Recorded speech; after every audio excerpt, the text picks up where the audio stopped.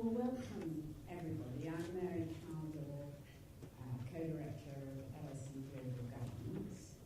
I'm really delighted that we've got Carlotta Perez here, and I'm only sorry that we're competing with both reading and exams, or at least getting ready for exams, because I believe that what Carlotta has to say is incredibly important.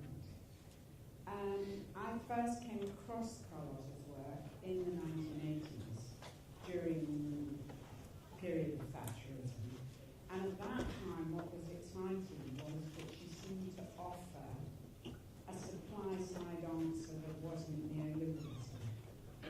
And now, when we're in another period where we're deeply debating these issues, what's exciting is that she offers a demand-side answer that goes beyond Keynesianism. So I think it's a really exciting, what's known as neo-Schumpeterian solution to our current financial problems. Carlotta is an academic and a consultant. When we were talking before we came in, I was saying she's a walking public-private partnership because she acts as a consultant both to government and to business on technology and to some very big companies. She's also a Latin American, which means that she has a perspective from the South and not just a perspective from the North. So I'm really delighted, and I think you'll find her lecture very exciting.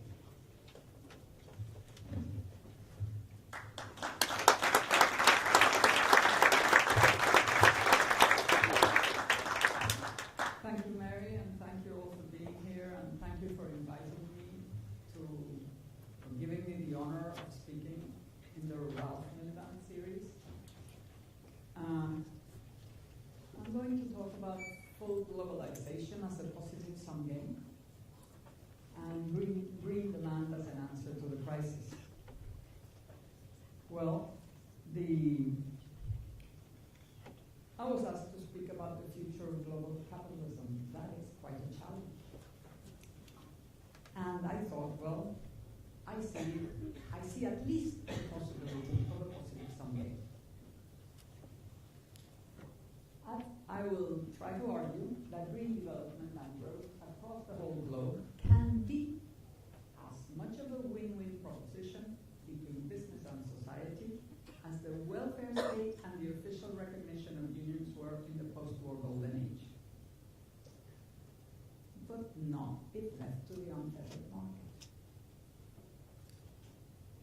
My intention with this lecture is to share some reflections on the feasibility of such a sustainable global golden age, and it will be based on my work on technological revolutions. The contents. I first will try to interpret the current crisis as a turning point, then to analyze the question of demand opportunity spaces for innovation. I will look then at the post-war example. The core of what I will say is to examine today's global opportunity spaces, and I will finally point to the challenges of recovery. So let's begin with the idea of the crisis as a turning point. I want to say that the current crisis is not an accidental event in the financial system at all. It is actually a historically recurrent phenomenon. It is endogenous to the market system, so in a sense it was inevitable. It results from the way technological revolutions are assimilated. And I hold that the collapse marks a structural shift in the forces guiding growth and innovation from financial to production capital and to the return of an active state. If history is a guide, a global golden age may lie ahead. Now, because in market economies, technical change occurs by revolutions, capitalism experiences pendular swings every 2 or 3 decades. From a gilded age like the one we've had under the control of finance in order to install the technological revolution and replace or modernize the old with a new paradigm, to to a golden age under the control of production in order to fully deploy the installed potential during the previous period across the economy and to spread benefits more widely. So what marks the swing of the pendulum is precisely the collapse of the major bubble. And what worked before will not work from now on, just as what worked during the 20s did not work in the 30s and was fixed after the war. The historical record shows bubble prosperities, recessions, and golden ages regularly. If we look at the date, the revolution and the core country, we have the Industrial Revolution first in Britain, then the age of steam and railways, also centered in Britain, then the age of steel and heavy engineering from 1875, where the USA and Germany were fighting for the hegemony with Britain.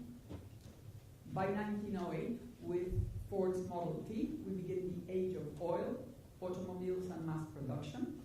And that one was centered in the USA, just as the 1971 revolution, the ICT with the microprocessor, was also centered originally in the USA. Now, each has had an installation and a deployment period with a bubble collapse in the middle. We get at the end of the installation period a bubble prosperity, and at the beginning of the deployment period, what I'm calling the golden age. And of course, we would then be now at the turning point. If we look at the Industrial Revolution, we have Canal Mania with Canal Panic, and then the Great British Leap, which in fact is mainly the Napoleonic Wars. Then Railway Mania leads to Railway Panic and the Victorian Boom. In the third, we have the London funded, that was the first globalization actually. We funded the infrastructure build-up in the southern hemisphere, and then we had a globalization that was based on minerals and meat and wheat and things that could be brought to the north counter-seasonally, with the invention then of the steamship, which allowed reducing to less than a third the time for bringing things to the north. So after that, after the crashes that happened, the Bearing crisis and several other crises in all those countries, which actually hit the London stock market very badly, we have the Belle Epoque in Europe and the Progressive era in the USA. The next, of course, was the Roaring 20s, automobiles, housing, radio, aviation, electricity. And there we had a long, long period, whereas the others have been 2-3 years. We had 13 years, including a war. And then we had the post-war golden age with all the changes that were made in order to enable it. And finally, we have our own internet mania, telecoms, the Nasdaq crash first, then emerging markets together with that, the financial casino and housing bubbles that we just had, and now we have this crash, this collapse. Apparently we're recovering. We're still not in a golden age. Can we? Can we really have now a sustainable and now global rather than just national or international golden age? What we can see through history is that golden ages have been facilitated by enabling regulation, mainly regulating finance, of course, but also other things, and by policies for widening markets and ensuring social stability, which have often included income redistribution. Now, the structural shift involves a change in the drivers of innovation, and we go from supply push to demand pull. Installation, the period of supply push, is a time when the drivers of innovation, the innovators themselves, are financed, which uses all these technologies to innovate, and this time it was very obvious, but it was obvious every other time. And the new entrepreneurs, of course, the ones that are carrying the technological revolution. The state then is in a facilitating and service role. In fact, every time finance sort of pushes the state out of the way, because the state had been organized for the previous revolution, and very often the conditions are not favorable for the revolution that's the technological revolution that's trying to diffuse. But for deployment, we actually have the opposite. We go to demand pull, and it is production and the state that are the drivers and innovators, and finance goes into a facilitating service role. So what we really witness is, first of all, a vast free market experiment, and then the full flourishing of the installed potential under different conditions. So during deployment, the conditions for innovation in production depend on the effectiveness of institutional and policy innovation. We are then at the turning point, and I would say there are three tasks for governments after the major crash. First, intensive therapy for finance. There is no way we can get away from this intensive therapy. Two, redesign of financial regulation and architecture. And three, super important, enable structural change in the real economy. What has happened? Well, the intensive therapy was done, even overdone, and we might perhaps have another crash ahead. We have not, because the financial regulation and architecture is still on the drawing board. This time, global finance needs both a national redesign and a global regulatory floor. We cannot have global finance with national regulations. It's absolutely impossible. It's like trying to tame a horse outside in the street from the windows. This is impossible. So we've got to have it. Of course, it's very difficult. So it's less than on the drawing board. And then we have the question of the structural change in the real economy. It's rarely being considered as such. People are talking about recovery. Recovery, just growth, just quantity. It's not just growth. We're talking about structural change. We've got to go much further. And recovery will be very difficult without it. And one of the things, of course, in terms of structural change is not just in the real economy, but the relationship between finance and the real economy. Finance right now is in a very high percentage just a casino. It is really not a full part of the real economy, not a real ally. The process can be short or long depending on the social and political forces. And the last time around, it took over a decade and a major war.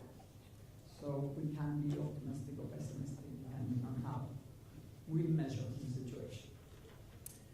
Now the question of the opportunity spaces for innovation. Schumpeter held that growth is driven by innovation. I think that's becoming more and more common sense and is used by almost everybody now. But it's very important that it's not a question of lots of little isolated innovations here and there. It's about interrelated systems of innovation that lead to growing synergies and externalities. That's how you get real growth. It isn't just little bits. And obviously, to drive growth, innovations must be profitable. But technology only defines the space of the feasible. The technologically feasible is much greater than the socially acceptable, and in turn, much greater than the economically profitable. The factors defining the space of the acceptable and of the profitable change all the time. And of course, they change with every technological revolution, but they're constantly changing. But they are also changeable. They're changeable by conscious pursuit. So if we want to come to grips with innovation, we need to introduce the concept of opportunity spaces. There is the supply opportunity space for innovation and the demand opportunity space for innovation. What is the supply opportunity space? Well, it's the range of innovations that are technologically feasible and the global, national, or local capabilities that can bring it to fruition. So that's what we could do, a whole range. Now, the thing is that the demand opportunity space includes the range of innovations that are economically profitable and socially acceptable as defined and modified by institutional, social, cultural, economic, political, and contingent factors. So really, it's a very wide range of factors that will define what's acceptable and profitable, But that is what will pull out of the opportunity space, of the supply opportunity space, what really happens in a particular economy. The better the match between the demand and supply spaces, the more dynamic the economy will be. What are then the elements of this demand opportunity space that we want to shape? First of all, the generic technologies, the infrastructures, the externalities, you have to have them and have them good and have them cheap. It is super important. Then the sources of demand, volume, which is aggregate demand, and the sources of demand, directionality, in which direction the demand is pulling that innovation supply. Well, the supply opportunity space for innovation is going to be affected by these three elements, and the coherence among the elements, the synergy among them, generates self-reinforcing loops. Let's look at the example of mass production so we can see a bit more what this is about.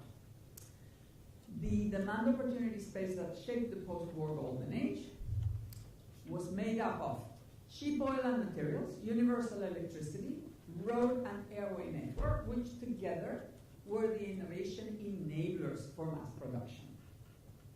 Then we have the aggregate demand, made up and its profile and its trends, defined by the welfare state, by the labor unions, by public procurement, and the credit system. And in public procurement, of course, the whole of the Cold War had a lot to say, which is what happens in terms of the direction, the specific demand direction as direction for innovation.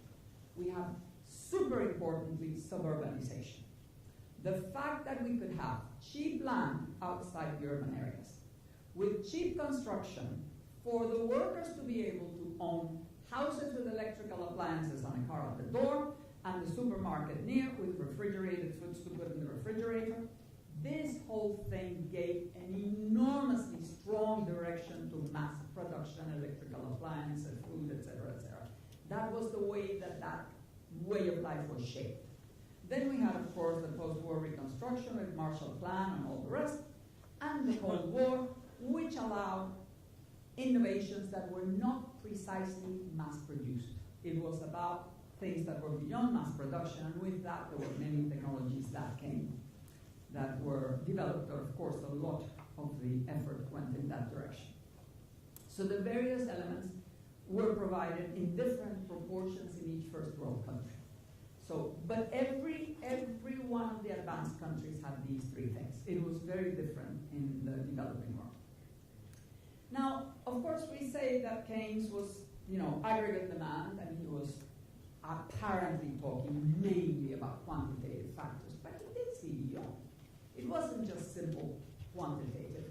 He did identify specific opportunity spaces. There is a letter to President Roosevelt in 1938 when there was the double dip, where he said, first of all, what you need to do is increase investment in housing, public utilities, which in this case is electricity, and transport. He actually saw trains and not automobiles, but that's because he was English, of course.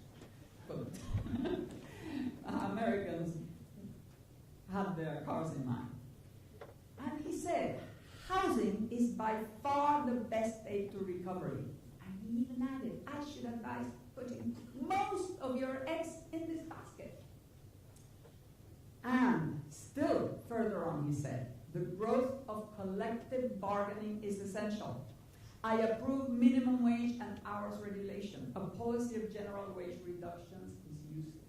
So he was really directing demand towards the house and the workers' house. Millions of workers' houses wanting mass-produced electrical appliances and automobiles and the rest. So what are the current opportunity spaces? Well, after more than 3 decades of diffusion of the information and communications technologies and of their application to modernize and rejuvenate all other industries, we are ready. There is enough technological potential and enough knowledge about it among both producers and consumers to innovate space across all sectors of the economy and drive a global golden age. So the current opportunity space, let's look at it, for that global positive sum game, which I'm saying is possible, not probable, but certainly possible, is cheap ICT, full global development, and green. The direction of development is the environment. The amount of development is of demand. The direction of demand would be the environment.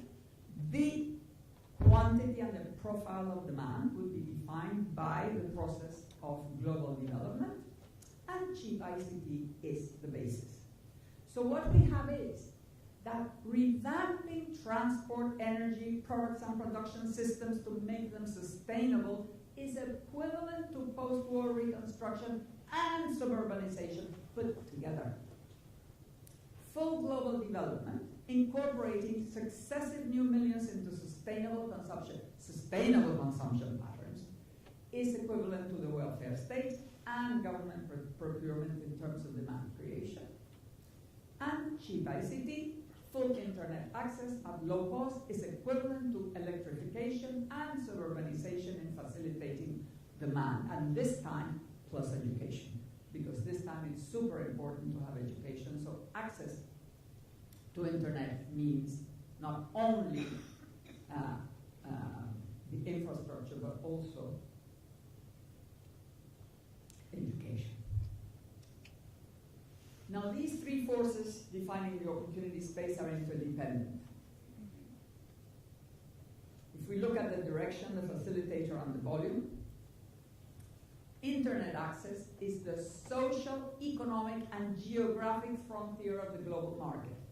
Anybody who does not have access to internet is not in the global economy. That is really the frontier, and that's inside countries, outside countries, across the world, wherever. It is absolutely essential to be in that global economy where growth could happen. The ICTs are the main enabling instruments of sustainability, because ICT technologies are themselves very much about information, about services, and about intangible things, but also because computer-aided design and computer prototyping and computer synthesizing and all the rest allows an enormous amount of innovation with very low cost compared to what it used to be. So all industries can benefit from the advantages that ICTs provide. And then, only with sustainable production and consumption patterns is full globalization possible. We know very well that we only have one planet, so there is no way that all the Chinese could have the American way of life. It's just not feasible. So there is enough space and potential to lift all boats, but the markets cannot do it without the support of enabling policies. Before we continue, I would like to share the premises of these reflections, because you might have been feeling that is she left, is she right, what's she doing, is she pro-capitalist, is she socialist, but what's going on in this thing? It doesn't fit, right? Well, we're in the capitalist system where growth is driven by innovation and business is driven by personal ambition for profits. That's one of the premises. I am talking about the capitalist system. The legitimacy of capitalism depends on whether individuals reap results in collective benefits. So when it does not, it's illegitimate. Golden ages are precisely about positive sum games between business and society. So what we've had up to now hasn't been a golden age. It has been a gilded age. It's very shiny on the top, but the bottom is just raw. So golden ages, when they have happened, have been, of course, they don't include all of society. Capitalism is not that generous. But it includes more. It can go further. Neither business nor society always know what will bring optimal benefits beyond the short term. It isn't just the state that doesn't know. Business and society don't know either. So intelligent, informed, and competent governments, which is what we need, can promote the consensus required to define the positive sum game. This time we actually need consensus, the whole idea. I don't know, maybe the Chinese are showing us that you don't need consensus, but we'll see what they achieve. Strongly biased arrangements, I think, are economically and socially unstable. And that's precisely when it's all markets, it's too strongly biased, and when you intend or attempt to do something which is completely for society and you don't take into account all the elements that are then you create an unstable system. So let's discuss then each of these elements. The question of direction. Green. The societal challenges posed by the environment are not just for saving the planet. They are the best route for saving the economy. And they are also the most effective means for increasing the well-being of the many. And I think one of the reasons why it has been so difficult to do anything in Copenhagen or here or there or the other is because everybody is looking, not everybody, some people in England are really not seeing the whole picture, but in general it's not understood that the recovery has to have a direction, and this is the most realistic direction. In fact, each technological revolution has led to a change in consumption patterns with new life-shaping goods and services at affordable prices. If we look at each deployment period and what lifestyle developed at the time, the 1850s and 60s, urban, industry-aided Victorian living in Britain, different from the aristocratic countryside. It was a sort of industrially shaped urban way of living. In the 1890s and 1910s, we had an urban cosmopolitan lifestyle, which was the typical of the Belle Epoque in Europe. It was a time when things came, there was this globalization, so things could come from all over the world. So this cosmopolitan, this view of the world, created a different way of living then. In the 1950s and 60s, the suburban, energy-intensive American way of life. And each of these styles became the good life, the luxury life, the best life that shaped people's desires and values and guided innovation trajectories. It's pretty awful to think that we are shaped that way, but in fact, it makes sense that the things that are good and are cheap could become the way of life of the time. So we have in front of us the possibility of the 1910s, the 2010s, the 2020s, 30s, what? What will happen? Will the developed and emerging countries develop a variety of ICT-intensive, local, sustainable lifestyles? And I say that because these technologies allow variety with high productivity, and because the world has been somehow wanting to recover identity. Mass production was like a roller that passed across and ironed out every single possible difference. You open your eyes in any city in the world, I don't care which country it is, the poorest country, if you're in the center of the city, you don't know where you are because the buildings are the same, the way people dress, the things, the stores, everything is, there is this massification, everybody sort of identical across the world. Of course, the upper middle classes and the middle classes, not the poor. But the sustainable lifestyles would be both global and local. Now, each of these shifts is driven by the new technologies and the way they change relative cost and innovation potential.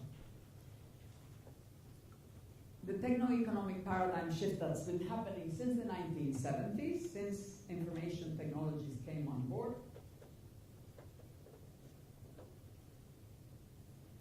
is taking us from the logic of cheap energy, mainly oil, for transport, electricity, synthetic materials, and everything else, to the logic of cheap information, its processing, transmission, and productive use. Of course, when you have the logic of cheap energy, producers' preference is for tangible products and disposability, and for the unthinking use of energy and materials. It's logical. What's expensive? Labor. You save labor. What's cheap? Materials. Use lots of materials. now producers' preference normally would be for services and for intangible value. And there is a huge potential for savings in energy and materials, precisely because of the things that information technologies can do, computers can do, and all sorts of computer-aided equipment can do. So we are facing a world that used to be of unavoidable environmental destruction, and in fact that's what we are living through. That's what we're trying to solve. What the mass production paradigm, the mass production revolution under that logic did for shaping the world. So that world that was shaped by those technologies, we are now trying to transform it with the aid of these new technologies that have great capacity for environmental friendliness, even in themselves, which they haven't used enough precisely because of the conditions. It is a huge shift in the supply opportunity space for innovation, promising growth and radical changes in lifestyle. But you're all going to tell me, and you're absolutely right, that mass production disposability and high energy and materials use are still with us. I mean, after 30 years of the information revolution, why are we still there? Well, first of all, the paradigm shift takes time, and it takes many changes in context. But that's not the most important. You know, the first automobiles also looked like horse-driven carriages. That is an automobile. And what's under the driver is a 2-horsepower engine. And he is sitting there with a wheel, but as if he had the reins of the horse. And that is because every new technology is born within the world that preceded it. And therefore, it's very much shaped by it. And businesses have their knowledge tied to the past. So that is what has to be overcome, to have the total paradigm. But as long as oil and transport continue to be cheap, the mass production strategies will be shaping business behavior in the ICT world. So we are talking about a question of relative prices. Until those prices change, it's going to be difficult to go green. Now, let's look at the known but largely unrealized potential of ICT and green for producers. You can reduce energy consumption, materials use, emission of pollutants, etc. significantly. One can redesign materials, products, processes, logistics to reduce their size, to change everything about them in order to make them green. You can coordinate and optimize disparate technologies, which is super important for having appropriate technologies and also for having a variety of energy sources. You can optimize transport routes and means, value chains, etc. You can replace products with services, travel with telecoms, paper with iPads. Sorry about but we have been waiting for the reduction of paper consumption and it hasn't happened. Perhaps things like the iPad will make us think that it's comfortable. But the technologically feasible only becomes reality when facing a good opportunity space. Social values, policies, regulations, costs, and relative prices are the ultimate drivers of the shift. Yet the main consequence of strongly turning the environment into a central element of the opportunity system is defining a lifestyle different from mass consumerism. Once the change in consumer values begins, it is a mutually reinforcing loop with the producers, of course. So if that's what you want, that's what you get. And if that's what's best and cheapest and good, that's how it will happen. But the shift cannot be moved by guilt or fear. It has to be moved by desire and aspiration. Nobody's going to change their lifestyle because they're guilty about what happened before. Nobody's going to change their lifestyle because they're afraid of global warming. Really, yes, a few. Probably most of the people in this audience. But it's a very small amount. We need millions of people changing their lifestyle. So it's got to be because it becomes great, lovely. That's the wonderful life. That's the best life. Changing those values, that is what's difficult. The change in preference has to begin at the top of the income scale. That's how it really begins. And it spreads down and across by imitation and affordability. part of the paradigm shift. It's already happening among the most sophisticated consumers. Natural versus synthetic. Everybody wants cotton and pure wool and all these things. Minimalist design. I mean, what an opportunity. Gourmet and organic food. Exercise for well-being rather than being a couch potato, which is what mass production taught us to be. Small versus big, the big cars, that taste. Multi-purpose products, well, of course, mainly in the information technology world, but working from home. Solar power as luxurious as well as electric cars. All those things. Intense internet use.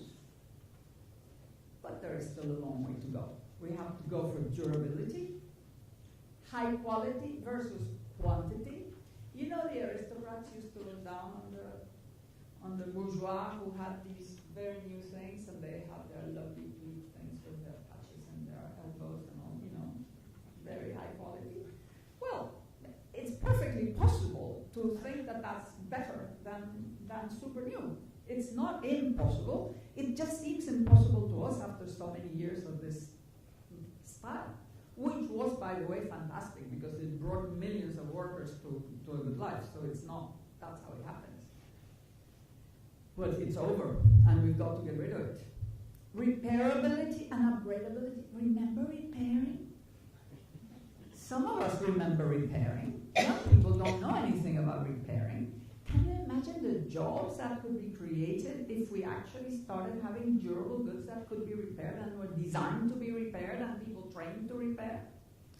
Anti-waste, pro-recycling, low carbon footprint, customized versus standard, which is perfectly possible now, and that would make durability make more sense. Services versus tangible products. Active and creative prosumer versus passive consumer, which, by the way, the young are doing, not necessarily the, so that is also hope, etc., etc. Much also depends on the marketing strategies of companies, which in turn depend on the best directions for profitability. And the direction of profitability will in turn depend on relative prices and dynamic demand. So a clear rise in prices of non-renewable resources with a stable and reliable upward trend, and it's got to be stable and reliable, otherwise it does not work, would result in an energy and material saving bias on both the consumer and the producer. And this is really difficult to accept. But we've got to start thinking about how to do it. Markets will eventually do it because we don't have enough resources for the amount of globalization that's happening. So it's going to happen anyway. So we don't need to wait for the unavoidable scarcity to be reached. We've got to start thinking of some form of making depletion turn into, of course there is the carbon tax and all that. I mean, it's beginning. It's beginning. There are all sorts of things happening in this direction. So tilting the playing field towards green now would give time to bring forth the necessary innovations. Let's not wait until it's indispensable and then there is no time to do the innovations and we'll suffer the consequence. And yet you could ask, how can business profits survive in a world where goods are not disposable? I mean, that's what's been happening. In fact, planned obsolescence was precisely a strategy developed to face limits to market volume, because the developed countries were the ones that could, and therefore, you know, after a while, everybody had one car, could they have two? Everybody had one TV, two TVs, how many TVs in a house, and so on. So you had to change it so that you would consume again and again and again the same thing. Where would demand growth come from if we really go for durability? If we really go for the idea that you're not going to be changing constantly the same product again and again through fashion unnecessary? Well, that is the question of profitable demand volume. And what I say is that successive new entrants are the best solution for healthy and profitable market growth with minimum resource use. With the same resources with which the whole of America uses its sort of mass production consumerist style, we could do probably 2 continents, with this other way of living. Full global development is not only a humanitarian goal, it is an economic and environmental imperative today. Income polarization is typical of installation periods and major bubble times. I'm sure you have all seen Piketty and Say's work on the US income distribution, or more the distribution of income taxpayers. What you see here is the 1920s bubble. 1% of income taxpayers in the USA in the 1920s bubble reached 25% of total income. Guess what happened in the 1990s and 2000s bubble? That 1% of income payers in the US reached 25% of income. But in the post-war golden age, 10% of income. Now, of course, part of that is income redistribution. Part of that was growth. It's just that when you have real growth, more of that growth goes to the actual people who are working doing it, so then it's 2 elements combined. But that is very important. That's what a golden age is also about, is incorporating more people to high quality life. So golden age deployment periods tend to partially reverse the process, widening the demand opportunity space. Now this time, polarization has happened both across the globe and within each country. And when I say within each country, it's really awful to see the Gini coefficients of the US and England and all these countries going up, the Gini coefficient of China going up, and of course that's because the top is getting rich and the bottom isn't, so there are different reasons why, but it's really serious that the developed countries have allowed their income distribution to become so unfair. And the globalization process has been biased towards Asia, not replacing the job losses in the advanced world and leaving whole continents marginalized. The Middle East, Africa, good parts of Latin America. Now, globalization can be more balanced. Part is likely to happen through the rise in energy and transport costs, which is going to happen whether we try to push it or not. And the rest through national and global policy shaping the demand opportunity space. It actually has to be done, and all countries would gain in the process. It's very important to clarify, because we've had all these discussions about globalization, that globalization is not about the demise of the state. It's rather about the possibility of global development across a highly differentiated economic space. The demise of the state was about installation, not about globalization. Globalization can really mean global development for all without having to be neoliberal. Up to now, markets worked upon the pre-existing differentiation and in the process transformed the economic space. So what we now have is a mixture of the pre-existing things with everything that the markets did. Now we have a world that's completely different and differentiated. But it is time now for each nation, state, and region to identify advantageous directions for specialization and re-specialization in the case of countries that have lost their capacities, and define the role they will play on the global stage. Is that possible? Do we really have this possibility of everybody specializing? Is there enough space for that? Well, there is an enormous variety of opportunity spaces. First of all, there is the fact that every single product market is now hyper-segmented, including materials. It's the so-called long tail. Many innumerable niches in many of the product markets. Then we have the decomposition of the value chains by global corporations, which of course gives spaces for everybody, but it isn't just like it used to be, just screwdriver assembly. What's happening in this decomposition is that now even R&D can be outsourced.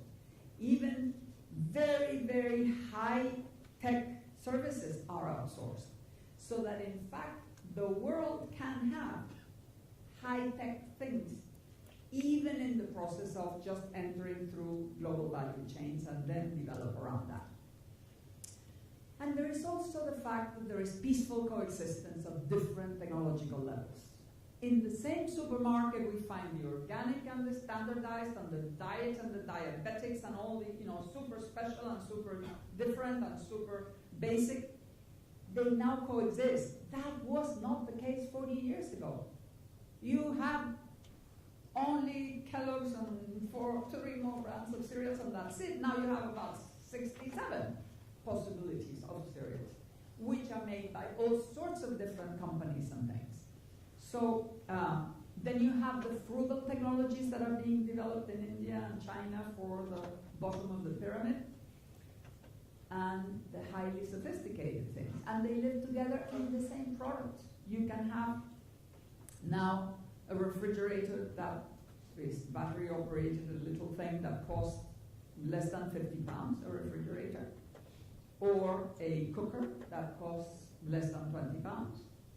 And that coexists in the same world market with the ones that cost 500. Now the other thing is the advantage of network synergies, because specialization and respecialization provide network synergies. So through aiming at demand opportunity complexes rather than industries. You don't specialize in an industry, you specialize in a complex. So you can go in sports and leisure or creative industries or alternative transport, and you have a whole range of things that 7, 10, 12 industries can go in that direction.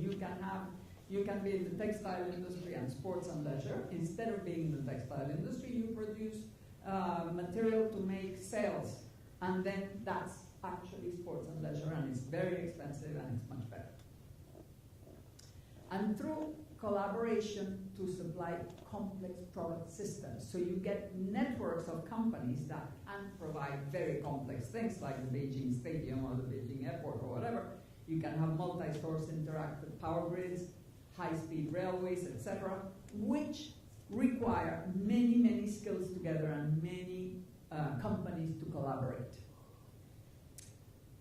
And that means they develop synergies and their economies of specialization, but network and specialization at the same time.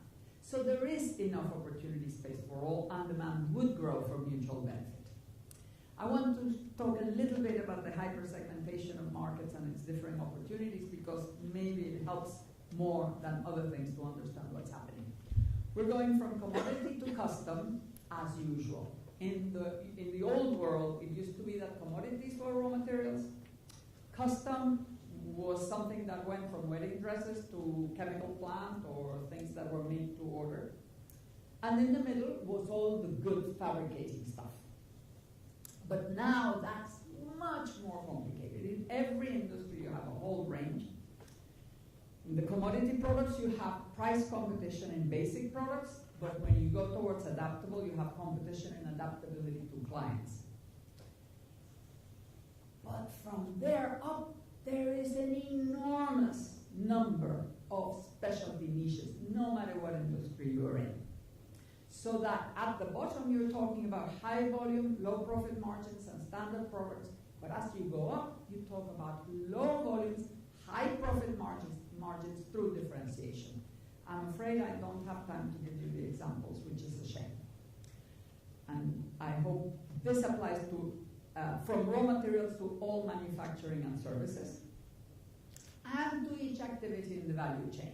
So you actually have an enormous space where it is possible to find different spaces of specialization, even in the same product range, but you're actually not competing with low-cost labor because you are now in a range where you have high, say you're doing nano paint for non-scratch paint.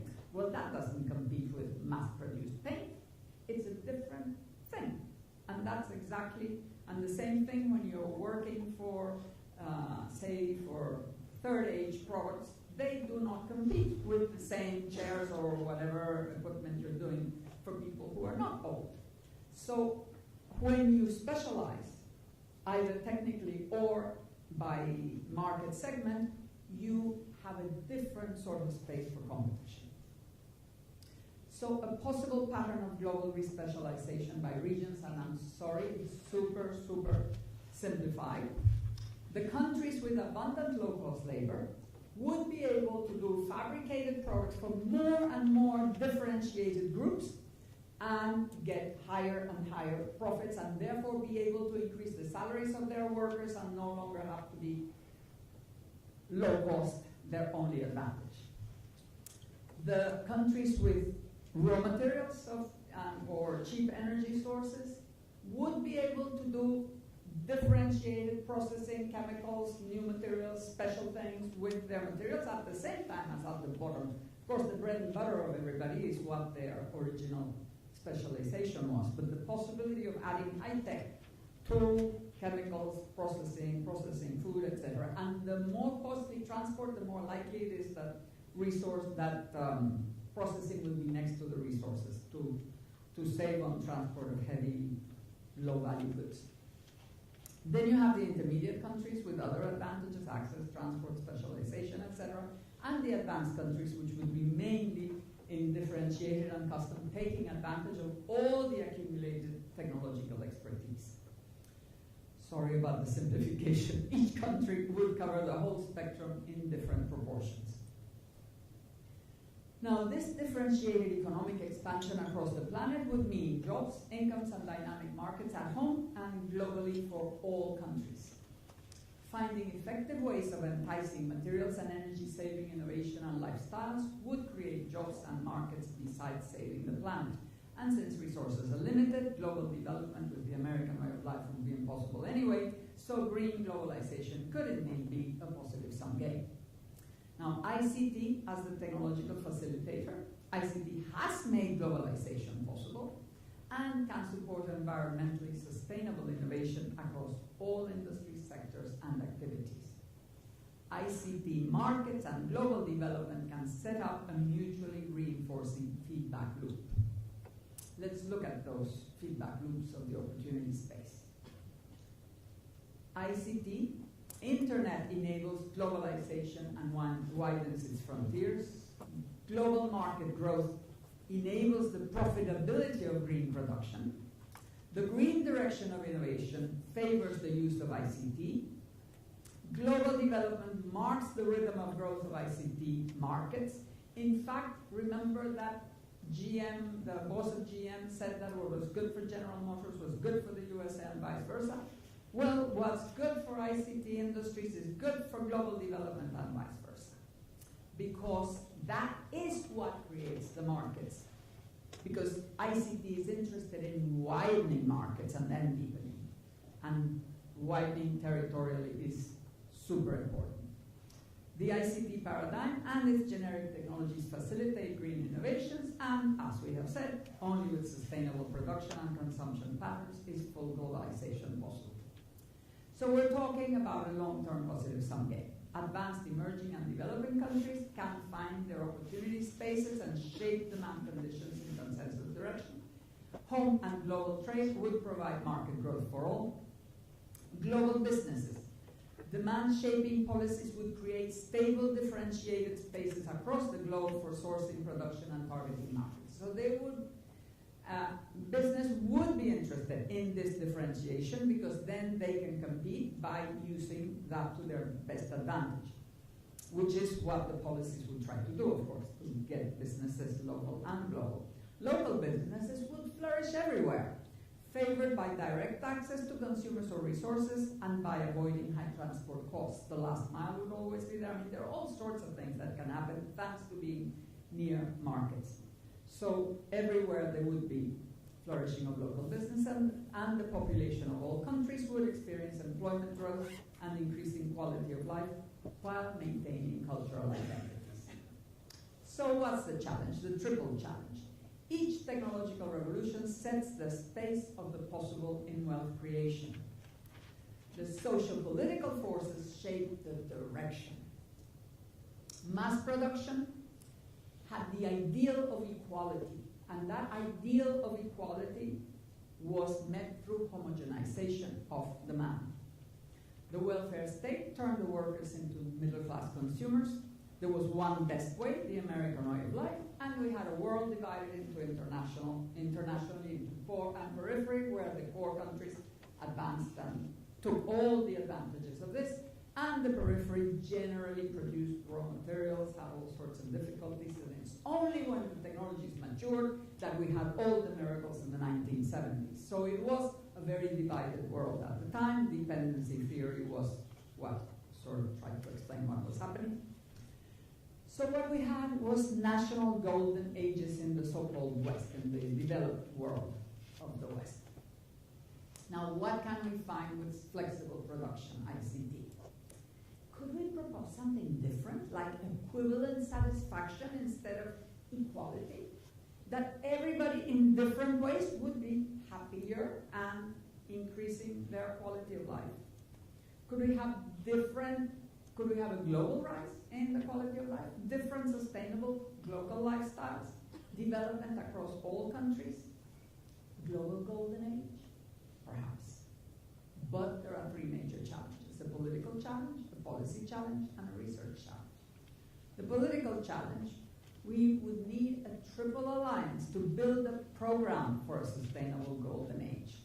Social democracy, Greens, and development advocates, and anybody else that can be brought into the fold, aiming to engage the business world in a positive sum game. The policy challenge, the institutional innovations required by such a program will pitch imagination against ideological and bureaucratic inertia. You know, if you look at the size of the innovations that were made for the global golden age, the whole of the welfare state, Keynesian policies, the institutions, the IMF, the World Bank, the whole lot, I mean, it was enormous innovation at the time. We need now to get the financial world on board through carrot and stick, how to establish consensus building mechanisms. We need to find out how to effectively help promote and fund development in the marginalized countries, and how to reach the right mix of pro-environmental policies through regulation, incentives, taxes, risk reduction, guaranteed markets, subsidies, education, legislation, tariffs, etc., etc., etc. That's the center of where we have to innovate a lot. An intelligent and informed tilting of the playing field, globally, nationally, and locally. And the research challenge. Whatever you think of standard economic theory in normal circumstances, interdisciplinarity is indispensable when we need to understand extraordinary times. Economics, technology, history, and institutions interact, and we've got to understand their interactions in order to be able to do what we now need to do, because we need interdisciplinarity when we have to support institutional creativity to make such major policy shifts. If it is true that the technological stage is set today for a sustainable global golden age, and I could accept that you might not believe it, but if you do, bringing it about would require determined political convergence and massive doses of institutional creativity. Will it be a success or a wasted opportunity? Whatever it is, we shall all be responsible for the outcome. Thank you.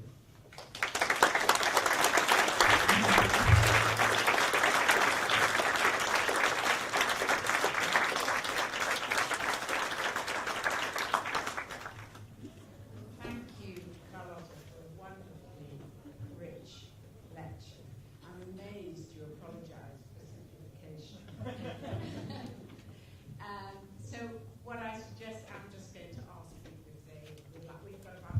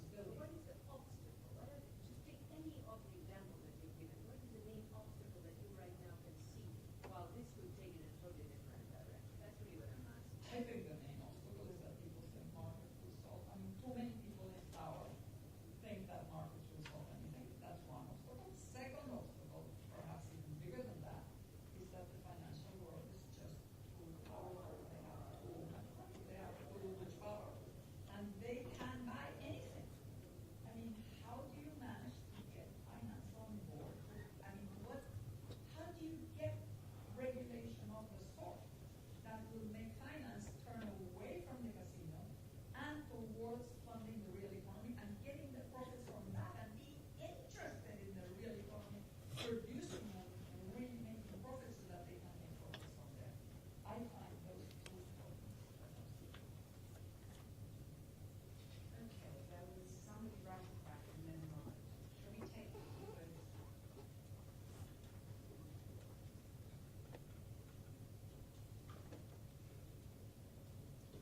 Hi, thank you for the presentation.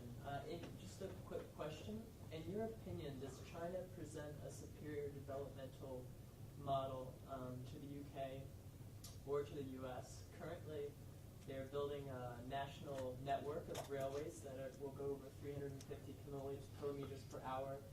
They're building wind farms and solar farms that are 20 to 30 times larger than the current existing wind farms and solar farms. And this is relative to the decrepit tube and railways in this country. So I'm wondering if China's strong state developmental model presents a more convincing approach to creating the prerequisite demand for technological innovation driving the real economy. As you just mentioned now, finance doesn't really have the vested interest to cooperate and participate in the real economy. Thank you. Well, first of all, I'm sorry. No, go ahead. And then we'll have Robert. Okay, first of all, you cannot ignore history. So it's not that they chose that model. They actually evolved from a previous model into a new model, and they have a new model now. But it's not something that they thought up. It's how they have been evolving from having been a completely command and control thing to opening the space for other things. So it's not like you can copy it. Then there is the fact that when you are new, when you're just starting from very low, from very small beginnings, you can grow much faster. But when you've already grown and you have to change, it's much more difficult. I don't know whether democratic societies could or should change to a command and control or development or whatever, that sort of centralized model. But I think it's interesting, perhaps, to look at what they're doing. By the way, they're also building a carbon really producing thing every week, I believe. So, sorry.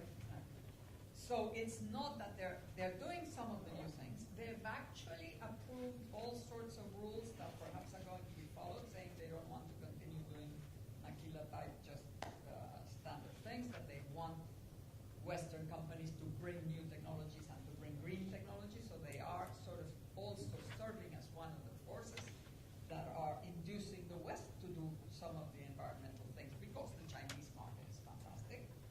But the income distribution in China is horrifying, and they are worried about it. Perhaps they're going to do it. But I think it's a very complex situation, and it's not something that I think could be copied, but I think it is worth studying. It is worth looking at what they're doing, because they are looking at the problem seriously, and they're trying to do something about it. And that problem, and also I understand the income distribution. But I think it should be looked at one by one. Real conditions, historical conditions, capabilities, what you can do, what you can do with others, because a good part of what China has done, of course, has been very intelligent in bringing in people from the West with technologies and learning how to do it properly. So, yes, it's a very admirable thing, but I'm not sure it's copyable by developed countries. Robert, wait.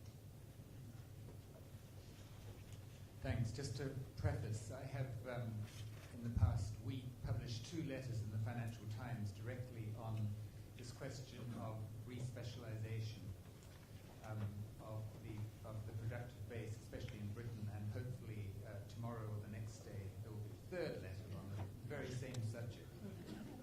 However, let me just comment that I very much approve of your project of looking for the optimistic scenarios at each point of turning. You push in the optimistic direction, and that makes a very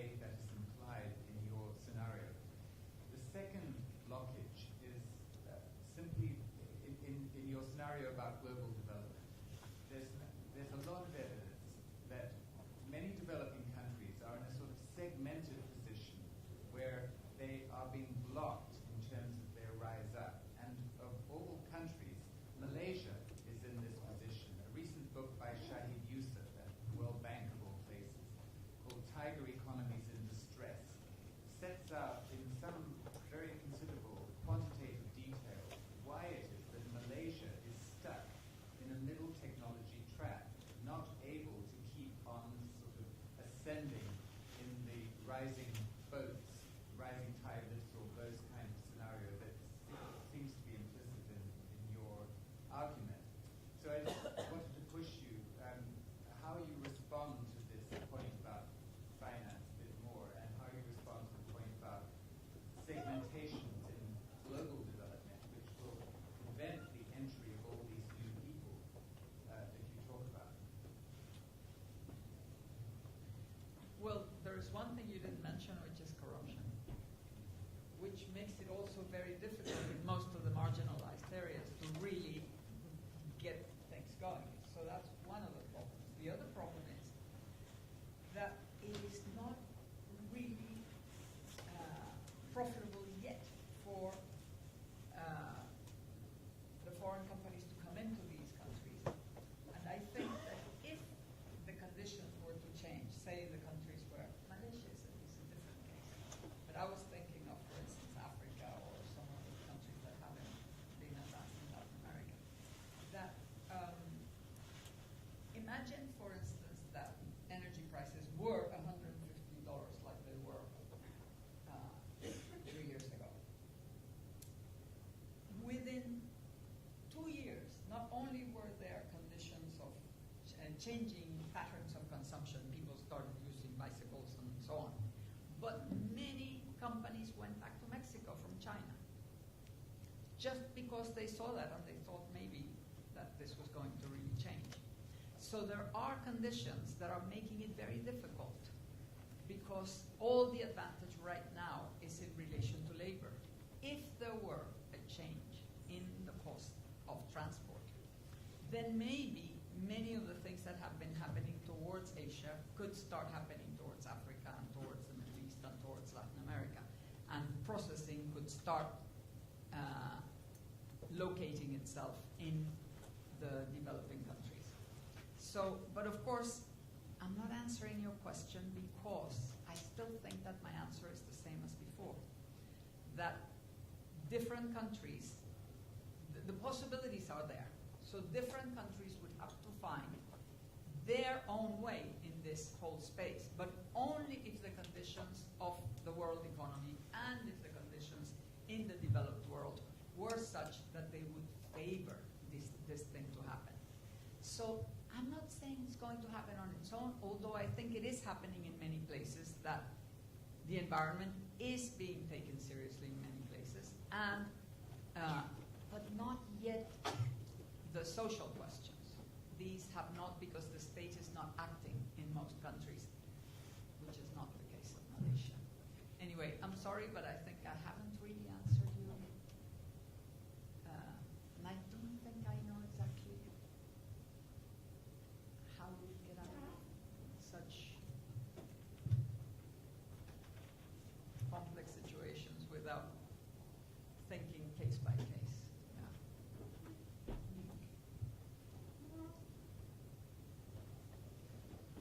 Thank you very much, and can I add my voice to the thanks that others have offered. That was a treat. Thank you very much. I completely share your view that the strong, creative, innovatory burst of growth that could happen over this next 20 or 30 years will not happen without public policy. And the change in public policy we need will not happen without the belief and conviction that this burst of creative and innovatory growth will come. We have to make that case and be convincing in every country around the world. If you look at this year, which is extremely important from the point of view of the discussions in Cancun, just as important as the discussion in Cancun will be China's 12th five-year plan. There's a big fight going on in China between those who see the growth story in terms of the L-shaped input-output models, fixed capital output ratios of the middle of the last century, and those who see it in terms of what we can't use the term in public, but endogenous growth and together with the interaction of that story with the environment, because we can create and are creating an environment so hostile it would undermine growth. There are people in China who understand that second view very clearly as anybody I and others have talked to about this. But there's still a fight with the old guard, and the confrontation politics that we've seen in Copenhagen and elsewhere actually strengthened the old guard and made that more difficult. So we have to, in terms of creating public policy, not only have very powerful arguments, but also behave in a way that's collaborative and constructive, if those arguments are to be won. And those arguments have to be won in China, in the United States, in Europe, and so on. We're winning, but we're a long way from having won. So I think the story that you tell is fundamental. But it will need public policy. It's not the case that the rising price of energy could do this, because there's a fundamental externality here. It's the kind of energy you use. High price of energy is not the same thing as a high carbon price. And this won't happen without that kind of policy. It can be implicit through regulation. It can come through a tax. It can come through a market. Probably all of those things. But that's the argument that we have to win. I think it's perfectly possible to win that argument. I don't sort of shrink down into sort of pessimistic boots and say it will never happen, because that's a self-fulfilling prophecy. If we all agree that it will be impossible, we'll be right. But this story, I think, is one that is fundamental to generating the kind of public policy we need and to the kind of institutions that we need. And that, as you know, some of us are spending all our time trying to build those institutions. Okay, now I have now 5 people on my list, so I'm going to do 3 and then 2. So I'm going to start with you. So thank you for making clear that the shift to green capitalism is not going to be about a technological fix, but it requires some kind of institutional innovation.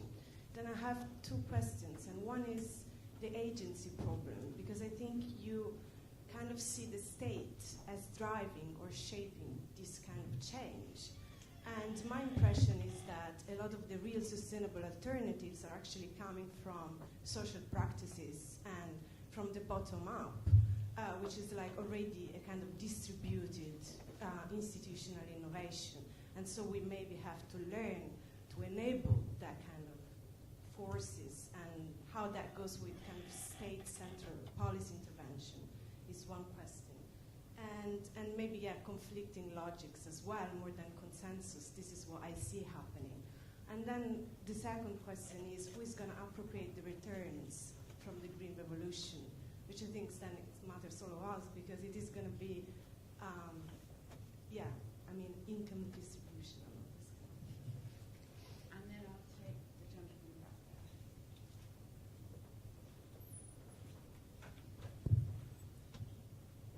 Alistair Anderson from UCL, Centre for Advanced Spatial Analysis.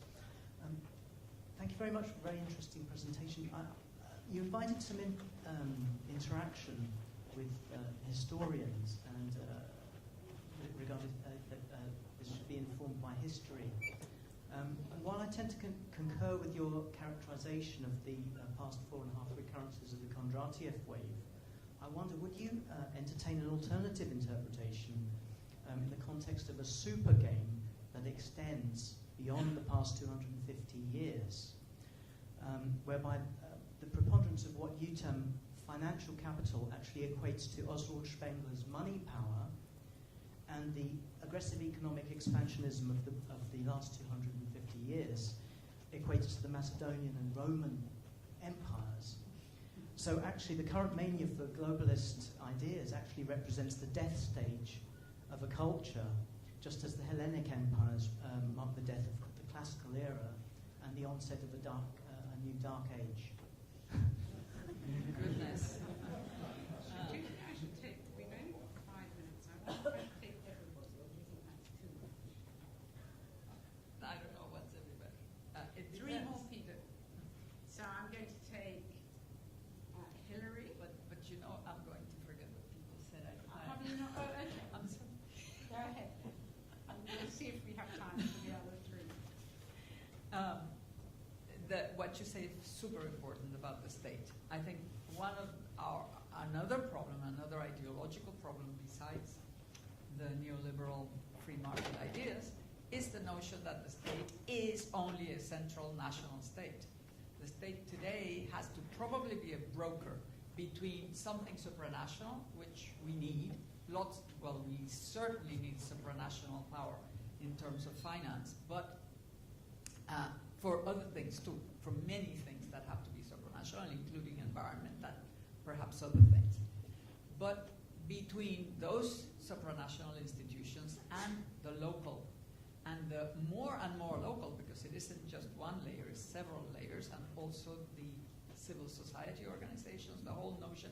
Do you realize that NGO, non-governmental organization, the name, comes from the idea that we thought that everything that they do should have been done by the state? I mean, the whole mass production thing was so state-led and so national, because even the Keynesian policies were like a hydraulic thing that you did within the national space with frontiers that were very clear. And for a long time, people were having capital controls and all sorts of tariff barriers and things like that. So we had this notion. State means national. No. The state is the collective representation of society, be it in little bits or big bits or whatever. And if we can, and we are having more and more other institutions, local governments are becoming much more active. In fact, I would say that the real developmental states today are the local governments. They're doing, in all sorts of places, they're doing very interesting things. So I do think that the state is a much more complex thing, that what has to be done is many spaces for consensus and many actors to be involved. As to your idea of the dark age coming, I don't think so. I really think we have the possibility. I mean, I really think capitalism is a very contradictory system that does very many horrible things for a while, and then it starts doing some better ones, and that's why it survives. And I think that now there is this possibility. And by the way, I do not talk about Kondratiev waves. The Kondratiev waves are about up and down swings in GDP. My technological revolutions are not, and they don't even have the same dates as Kondratiev waves. I actually changed the name to great surges of development rather than long waves.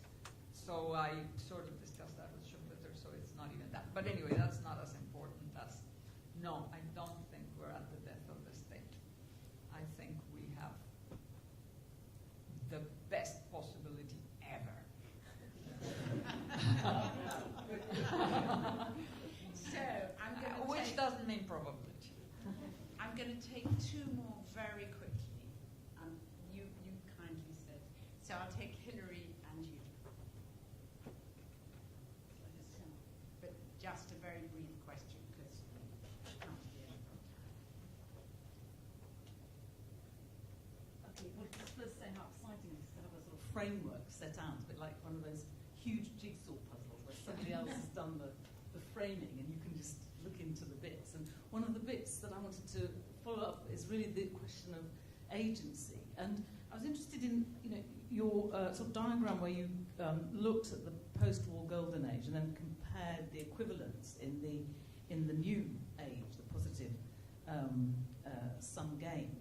And one category that was missing in your equivalent is the labour unions, as it were. What's the equivalent of the labour unions in our present context? And I was just thinking 2 points really. One is that the point about the labour unions in your model, in a sense, is that you provide a framework for rethinking them, in a sense, for thinking about them as economic agents, as actors in an economic paradigm. And what was distinctive about them in that way, I think, just building on from what you said, is that they were about organising around wages, around the mechanisms of demand. And in a sense, what one's seeing now in the nature of social movements, including trade union movements, is a kind of different kind of economic role where the unions, in the best of union activity is actually around workers as producers, as skilled, as people with skilled capacities, and people organising around the knowledge that workers have, producing alternatives that break with social movements of the last, since '68. But they're not in that. Maybe social movements is almost the wrong word because it evokes those notions of mobilizing and sort of, being on the streets. Okay, that's part of it. But what's distinctive is they're often engaged in actual economic practices. So it's almost like social practices rather than social movements. In a way, the women's movement, the ecology movement, the waste, all the movements around community are often cooperatives and so on. They're all engaged often in a new economic practice, which links into your notion of prosumers. So anyway, just your thoughts on that. And then finally,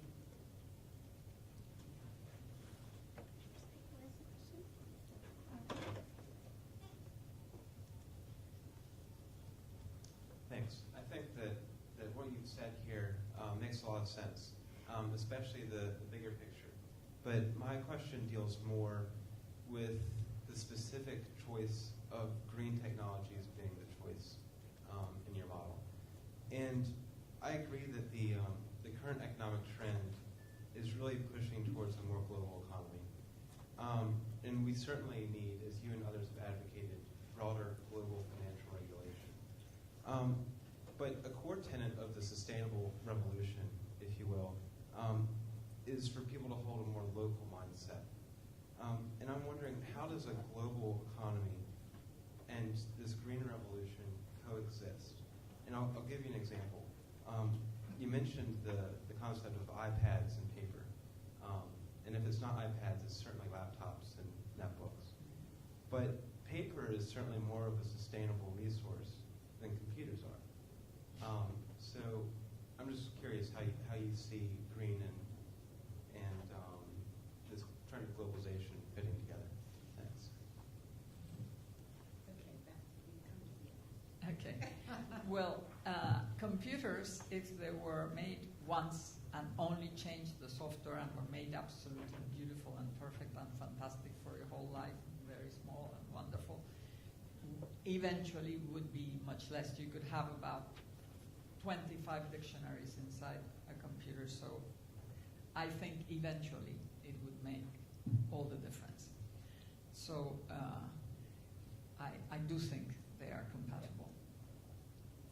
As to labor unions, I only put in the model those elements that are indispensable for the economic structure. There are all sorts of things that are happening which are fantastically interesting, but do not actually enter into the question of the demand opportunity space. The labor unions did enter in the previous way, in the whole way in which society was organized, because that was one of the forces that could be pitched in the field to guarantee that productivity gains were turned into consumption power. So that is why they fought for wages and for free time, because with free time, and for pension, so you could spend your whole month, and for unemployment insurance, so you could pay your durable goods and your mortgage. So all those things had to do with that pattern of consumption. Now we have a completely different situation. We're going to need flex security because people are not going to have jobs for life. Perhaps the whole idea that the mass of the workers being massive in order to get the wages and all that, if you have changes constantly in terms of skills, in terms of what is being produced, etc., we're going to have to think of another way to defend the weak that is not necessarily just the very typical labor union that had to do with jobs for life and with big companies with lots of people who were permanent. There is an enormous amount of sort of flexible work, which you can either try to stop, which I don't think you can, or actually find ways of guaranteeing that those incomes that are irregular, those will become stable and those lives can have security and all these things. So we've got to invent many things to facilitate workers. But there is also something very important, which is that in the past, the whole idea in that mass production model, when you were doing assembly work, you were supposed to leave your brain at home. You were being told exactly how you had to work and what you had to do, and leave your brain at home. And it was all designed by the engineers, so you had the division between the thinking and the doing. Today, the whole idea is that with every pair of hands, you get a free brain. And that brain wants to have quality of life at work and outside work. And that's the battle for having a good life inside the job and outside the job, like intellectuals do. And that battle makes the whole difference between what people ask for and what labor unions could demand. I mean, labor unions. I wonder if we would have to have territorial unions now, because it's not sure that industries are so clear. I mean, it's clear that British Airways has a group of people that really work for them, and big companies would, but there are complexities that have appeared now with the way that workers are incorporated that make it very difficult for a classical labor union to fight for the same things as before, to organize the same way as before. So there is a lot of innovation to